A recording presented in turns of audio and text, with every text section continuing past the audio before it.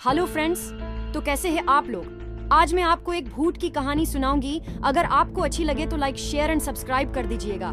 चलो बिना देर किए शुरू करते हैं आज की कहानी।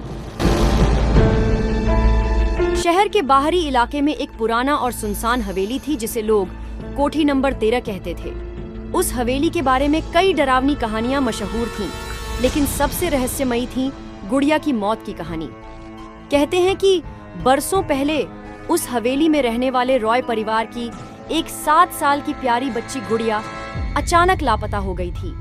पुलिस ने महीनों तक उसकी तलाश की, लेकिन कोई सुराग नहीं मिला। धीरे धीरे समय बीतता गया और रॉय परिवार ने वह हवेली छोड़ दी। लेकिन उस घटना के बाद से हर कोई कहता था कि रात के अंधेरे में हवेली से एक बच्ची के हंसने और रोने की आवाजें आती हैं।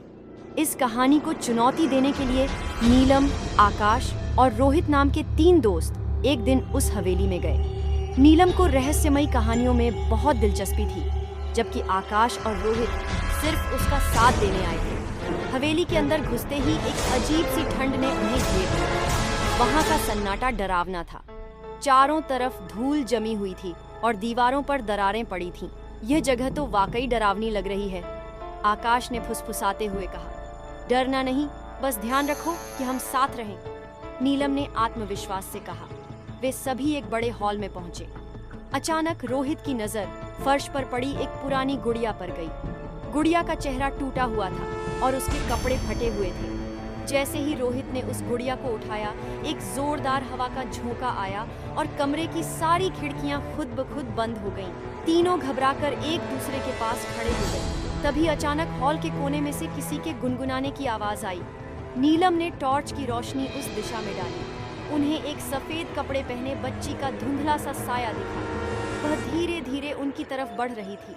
तुम्हें यहाँ नहीं आना चाहिए था, उस बच्ची की गूंजती हुई आवाज ने उनके रोंगटे खड़े कर दिए। तीनों ने वहां से भागने की कोशिश की, लेकिन दरवाजा अपने आप बंद हो चुका था।